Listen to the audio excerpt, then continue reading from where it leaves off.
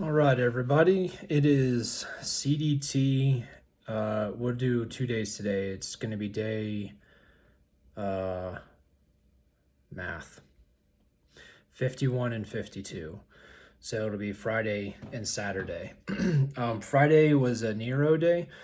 I only hiked, I think, 6 miles to get to town, and then Saturday today is a 0 day.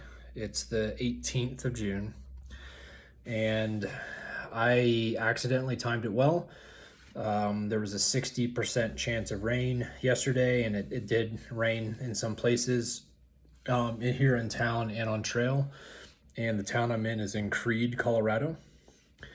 Today there's an 80% chance of rain, and I've seen some really nasty clouds go by, so I'm definitely glad I'm not hiking today, because I would not want to be at 12,500 feet with an 80% chance of rain. So it was just good timing, and I hadn't had a 0 since Pagosa Springs when I injured my toe. So it's good just to have a nice day off after hiking for like, I think 8.5 or 9 days, whatever it was. I think today's video will do a couple things. I'll talk about what one hiker referred to as brain radio. And then I think we'll also do like a PSA. And I'll answer one of the most popular questions. It was asked of me before the trail, and it's being asked of me during the trail. And I'll give a little bit more specifics than I usually do, because there's a trend I'm seeing on the trail that's really bothersome. And maybe I should keep my mouth shut, but I think a PSA might be the way to go. So like I said, I'm in Creede. I will hike back up to the trail at San Luis Pass, and then I have I think 2 ups. Like, once I get to the pass, I think I have an up, and then I drop down to a drainage, and then I think I go up to the shoulder of San Luis Peak, which is a 14er, a very low 14er, and then I drop down to a drainage, and then I'm in open space for quite a while, traveling between the San Juan Mountains and the Saltwash Mountains. So that's where I am on the trail. I mentioned brain radio. So a couple days ago, I was hiking across snowy mesa, and I ended up camping up there. I can't remember if in my last video, I think I said that it was like some of the best sleep I got, because it was just like chillingly quiet, like silent, and there was no wind, there was no noise or anything. But the next day I got up, and I was hiking across snowy mesa, which is about 3 miles, and something happened, which happens often to hikers. You can't shut your mind off unless you've been training for years and years through meditation or whatever. But for most people, our brains will trigger to different thoughts or different whatever it is. And when I say whatever it is, what I mean is, you could be thinking about a memory, then you could be thinking about a song, then you could be thinking about what you're doing right now, then you could be thinking what you're going to do in the future. And so that's why I say things, is because it could be music, it could be future thoughts of plans, it could be historic stuff that happened years ago. And a hiker, I'm trying to remember who it was, but they called it brain radio, where your mind will switch to songs. And there's some of the most random songs. And what I found for myself is, actually, it depends on what I'm hiking, of what the song is. And I think it's the beat of the song. Because like, if I'm ascending, I find that the songs that my brain picks are quicker tempo beats, because I'm taking shorter strides in order to get up the mountain a little bit easier. And so the songs I'm picking usually has more of a tempo, because I'm taking those short strides. Whereas where I was hiking across snowy mesa, brain radio brain radio was playing songs that were more kind of low key, or laid back a little bit. And so it's, brain radio is fun, because you never know what songs are going to come up. And I'll give you an example of what happened on Snowy Mesa. So if you want to look up the songs, you can. But I was hiking across the mesa, and the first song that came into my mind was Rivers and Roads by The Head and the Heart. And then it switched over to Green Day, Good Riddance. Um, I think Good Riddance has a second title. I think it's like a Good Riddance and then something in parentheses. I don't remember what it is. And I think those two songs came up just because of the words of the songs. It wasn't so much the beat. Um, and then my brain switched over to In the Journey by Martin Sexton. And for those of you who've been following the videos for a while, you know my friend Andy from the PCT, when he did the selfie every mile, he put that to music and turned that into a video back in 2013. He actually used In the Journey by Martin Sexton. So that could have been why that song popped in.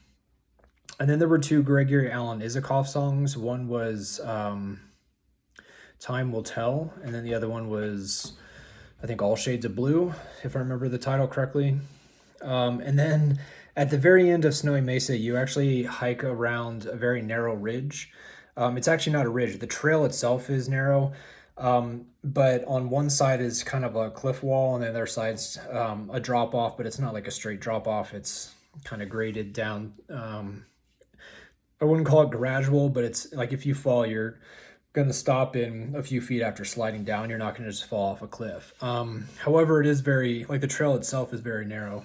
And so, and you start ascending. And so, Mean Mary. Mean Mary's Blazing came into my head. That lady can play a banjo like no one's business. So that's just an example of brain radio that happens when you're hiking. And if you folks want to look up those songs, you can. But it's interesting when you're out hiking in the mountains, in the desert, across a prairie, whatever it is. You never know where your brain's going to take you. So that morning was a peaceful morning. I'd had a really good night's sleep. I was hiking across a mesa, so there was not a lot of up and down. It was pretty flat, and I think my body and my brain just had a relaxing morning, and I think that's why those songs came up. So that's brain radio. The second thing was the PSA. So the most popular question I get asked, and this is again before the trail or during, is how do you use the bathroom when you're on the trail? And they're not talking about number one, it's number two. So essentially what you do is you pick a spot where you can dig what is known as a cat hole, and you want to get it about 6 inches deep. You do your business, you fill the hole, and you move on. However, more recently, there's been a much louder call for people to be more responsible, and the responsibility is making sure that number one, you are digging a cat hole, because a lot of people don't dig holes, or if they do, they're very shallow. The second call is we should not be burying our toilet paper, and the reason why is because in a lot of environments, the toilet paper actually does not biodegrade as quickly as we think it does. And what can happen is if there's a flood or if an animal gets into the hole or whatever, suddenly the toilet paper is uncovered, and now you have toilet paper all over the trail or all over our wilderness or forest areas. The trend that I'm seeing, and I've seen this for years, but it's really, I don't know if it's increasing or I'm noticing it more. I don't know. But hiking on the Colorado Trail and the Continental Divide, since they're on the same tread right now, I'm noticing that people are putting toilet paper on the ground or on a rock, and then they're putting a rock on top of it, and that's it. They're not burying it. They're using the toilet paper, and then they're just putting rocks on top of it to keep the toilet paper in place. And they believe that the toilet paper is going to biodegrade, and it's not. Not exaggerating. So not yesterday when I hiked just 6 miles, but the day before when I was hiking across Snowy Mesa, and then I had to hike a few more ups and downs to get to San Luis Peak to drop into the drainage to come to Creed. I saw it was nearly half a dozen instances where people just had put toilet paper either on the ground or on a rock and then put a rock on top of it. And some of it looked new and some of it looked really old. But guess what? It wasn't biodegrading. And so I don't know if it's the type of toilet paper we're using and there's like some type of material in it that's preserving it, or if maybe toilet paper is just not degrading as fast as we think it is. But the PSA is, please don't do it. Please just don't put toilet paper on the ground and put a rock on top of it and you think you've done, enough to ensure that toilet paper is going to disappear, because it's not. So instead of just doing a PSA where I point a finger and gripe, I'm going to tell you what I do. And if you're like, oh, this is gross, then you can go ahead and stop the video. But essentially, my thinking is if I tell you what I do, then maybe that'll give you ideas of what you can do as well. So the first thing that I do is I always carry a trowel. And the trowel that I have for this trip, and I've used different types of trowels, but this one is called the Deuce. It's actually made by the Tent Lab.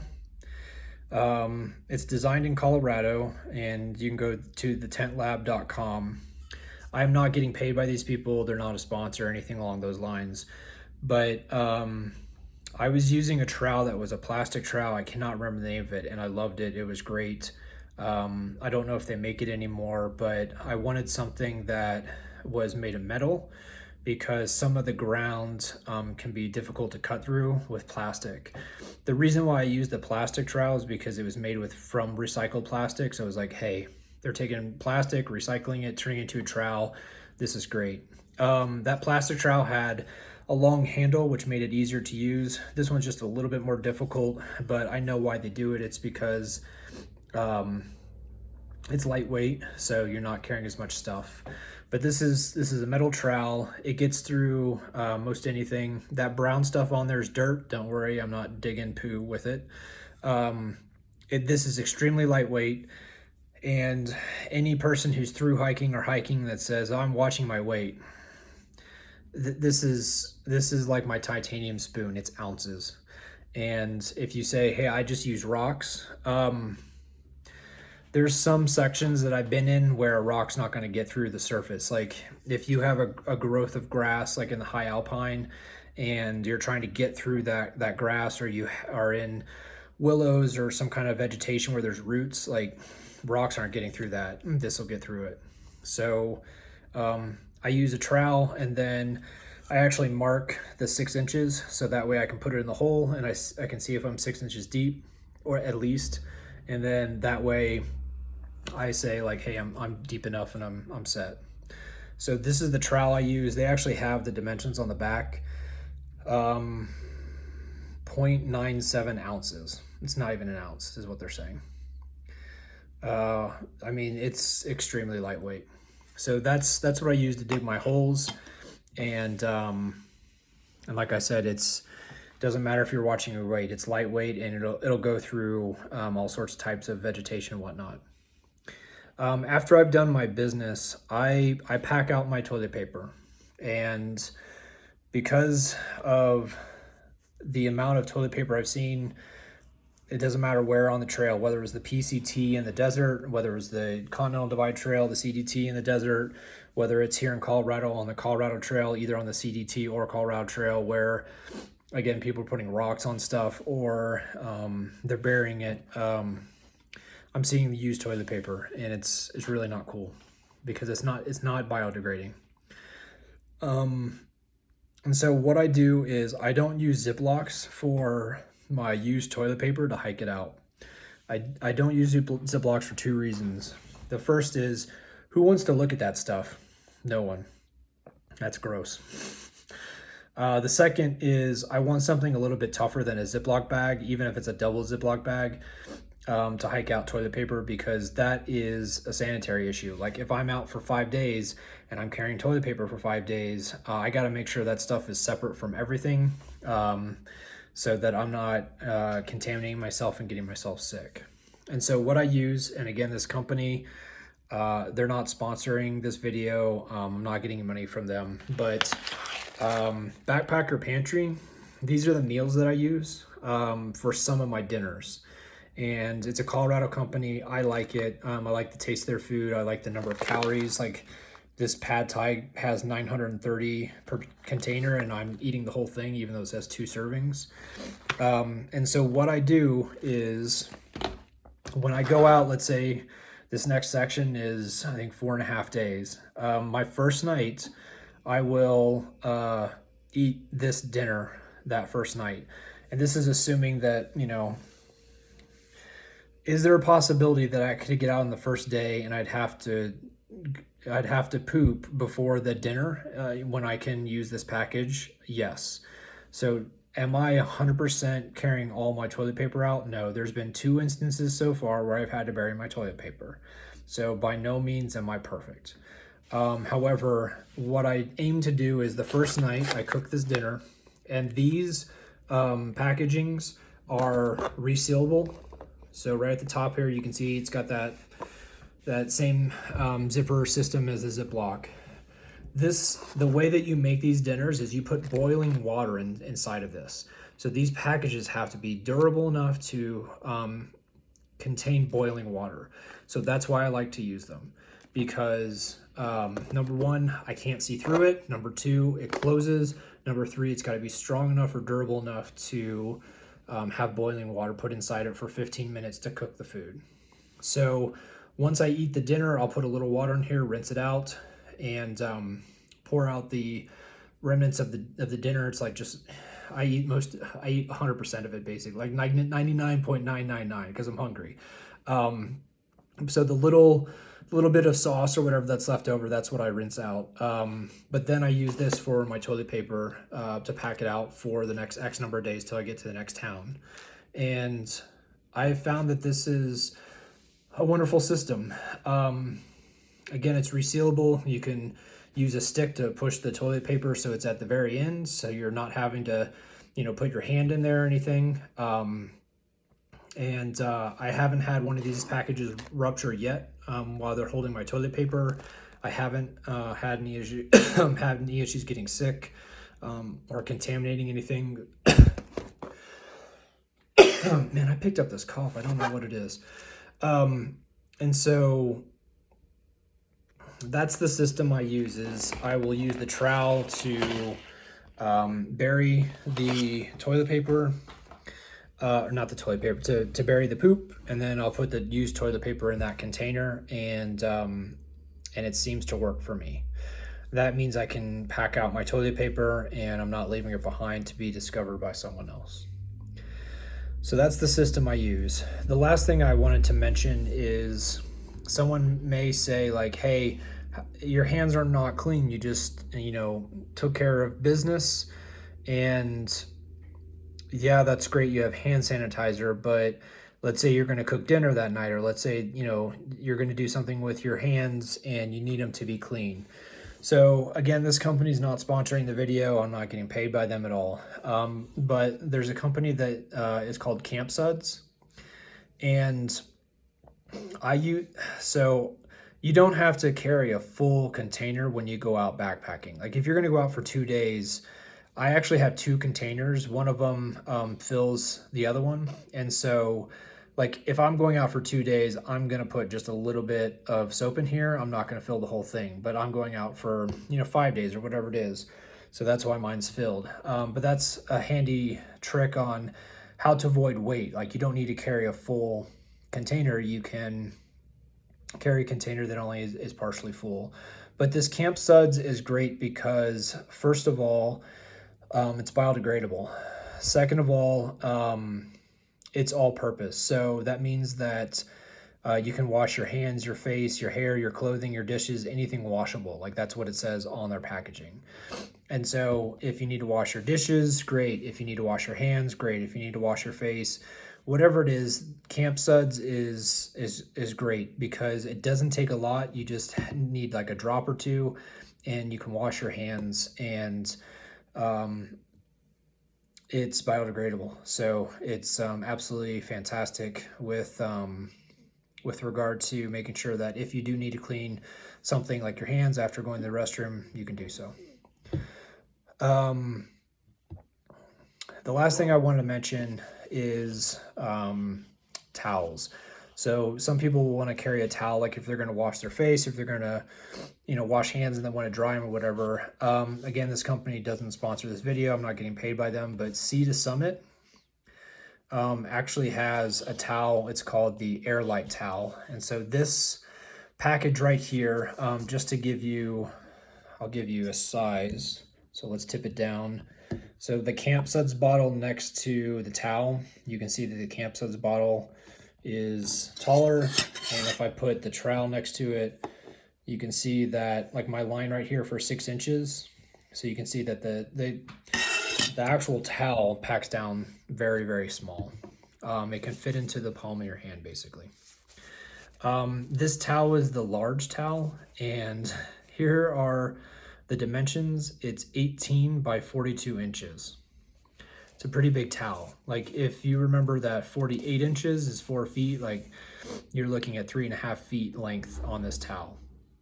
And so it does open up to a big towel, and it dries very quickly. I think that's why they call it Airlite. So essentially you can wash it in the washing machine. So like once you get to town, you can wash it with like in the machine or whatever.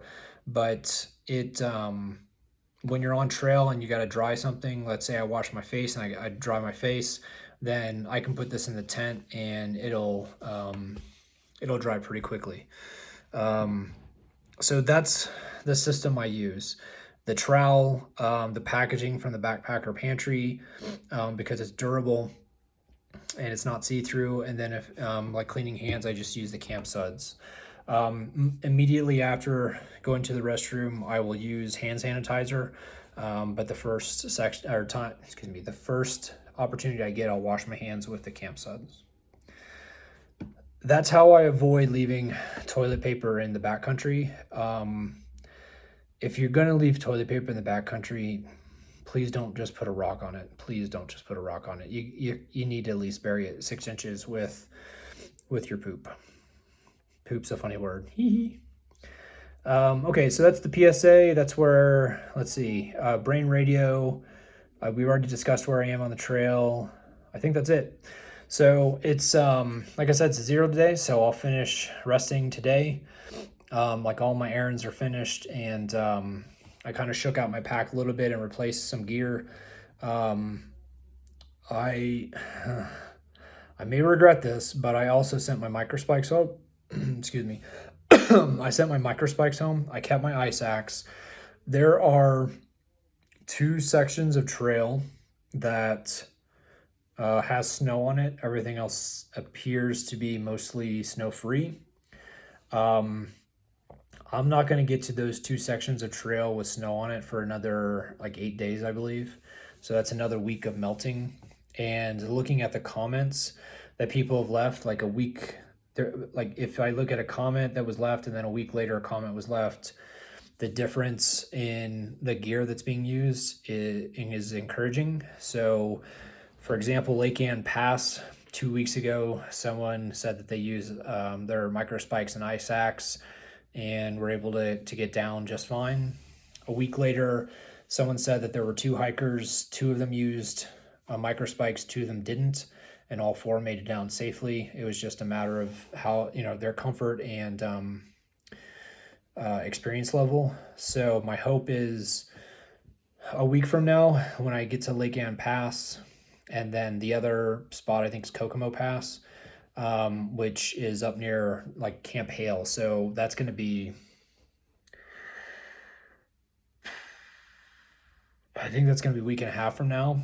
So I'm hoping that by the time I get to those 2 places, I won't need microspikes, and I can just use my ice axe to either glissade down the passes, or just use the ice axe in case I need to kick in steps or cut in steps and get down safely. The reason why I dropped my micro spikes is its weight. I'm carrying this weight for days on end without using it, and so far I'm being told it's going to be used in 2 places in the next 150 to 200 miles. So I don't understand carrying the weight for 2 places that are going to have a week or more of melt before I get to them. If I was going to get to them in 3 days, I'd keep my spikes. If the news was coming that 100% of the people or 98% of the people were using equipment, I'd keep my spikes. But the fact that people are going without spikes, I'm going to get there a week from now, so that's another week of melt. And the fact that people are still able to glissade down, which, if you don't know, glissading is basically sitting on your button and using an ice axe to control your speed, and instead of hiking down, you just slide down the pass on the snow. So those 3 factors, again, the time, it's going to be more than a week before getting there. People are not using gear when they go there, and people are able to glissade. That tells me that I could probably get through just fine without my spikes. So I sent them home. Pay attention for a future video, because that might be a bad mistake and you might get to hear about it. This has been a longer video, so I'll cut it. I think today's shout out is actually to the small places of the United States or the world that you get to visit. I've lived in Colorado for 18 years. I have never had a chance to come to Creed, and I've heard wonderful things. They have a lot of history here, a lot of mining history. They have, I think, a pond hockey tournament. They have all sorts of interesting things about the town and the area, and it's nestled right in the mountains. I think the town's at like 8,800 feet. So I've always heard wonderful things. I've had never taken the time to get down here. That's one of the reasons I did the side trip, hiking 10 miles to get into town, because I wanted to visit, and I'm glad I did. So shout out to those small places that have rich history, or new history, old history, whatever it is. They usually have character, and there's usually good people around. I met a lot of people so far, and I haven't run into anybody who's been standoffish. It's been great. So shout out to those small places, and specifically to the folks at Creed. So everyone have a wonderful weekend. I hope everyone's staying safe, and I'll talk to you in the next video. Bye.